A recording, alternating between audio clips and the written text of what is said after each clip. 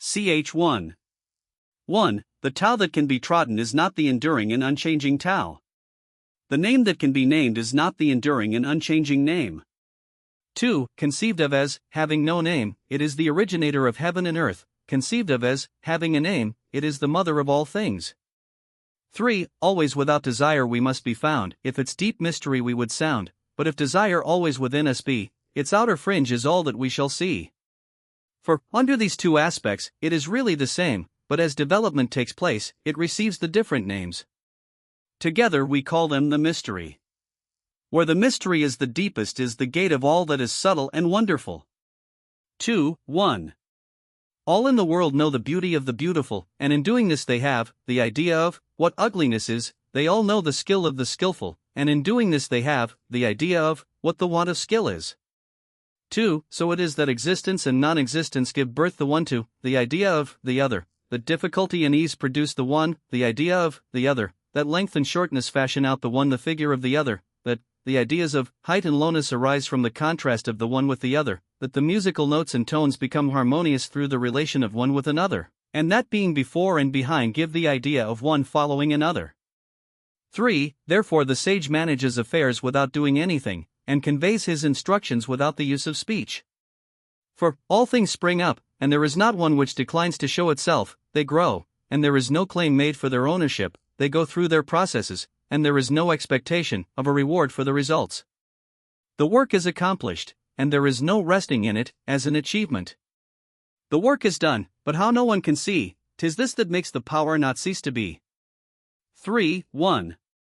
Not to value an employment of superior ability is the way to keep the people from rivalry among themselves. Not to prize articles which are difficult to procure is the way to keep them from becoming thieves. Not to show them what is likely to excite their desires is the way to keep their minds from disorder.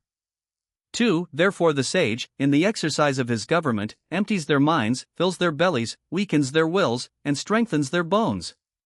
3. He constantly tries to keep them without knowledge and without desire, and where there are those who have knowledge, to keep them from presuming to act on it. When there is this abstinence from action, good order is universal. 4. 1. The Tao is, like, the emptiness of a vessel, and in our employment of it we must be on our guard against all fullness. How deep and unfathomable it is, as if it were the honored ancestor of all things. 2. We should blunt our sharp points, and unravel the complications of things. We should attemper our brightness, and bring ourselves into agreement with the obscurity of others. How pure and still the Tao is, as if it would ever so continue. 3. I do not know whose son it is. It might appear to have been before God. 5. 1. Heaven and earth do not act from the impulse of any wish to be benevolent. They deal with all things as the dogs of grass are dealt with. The sages do not act from any wish to be benevolent. They deal with the people as the dogs of grass are dealt with. 2. May not the space between heaven and earth be compared to a bellows? 'Tis emptied, yet it loses not its power. 'Tis moved again, and sends forth air the more. Much speech to swift exhaustion lead we see. Your inner being guard, and keep it free. 6. The valley spirit dies not, I the same. The female mystery thus do we name. Its gate, from which at first they issued forth, is called the root from which grew heaven and earth.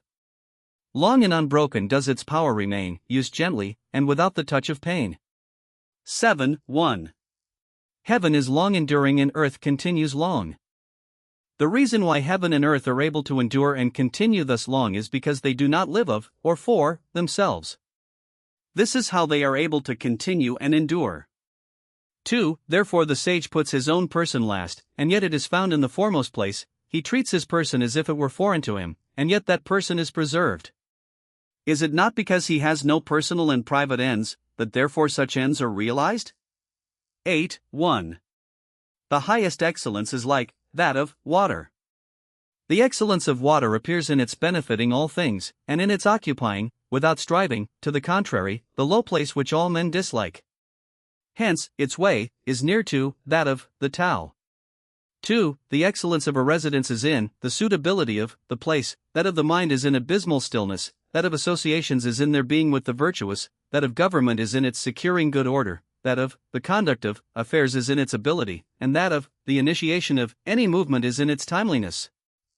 3. And when one with the highest excellence does not wrangle about his low position, no one finds fault with him. 9. 1. It is better to leave a vessel unfilled than to attempt to carry it when it is full. If you keep feeling a point that has been sharpened, the point cannot long preserve its sharpness. 2. When gold and jade fill the hall, their possessor cannot keep them safe.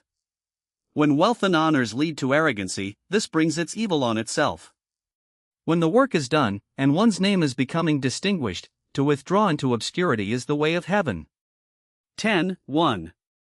When the intelligent and animal souls are held together in one embrace, they can be kept from separating.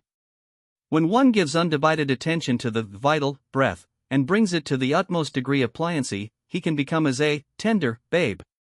When he has cleansed away the most mysterious sights of his imagination, he can become without a flaw.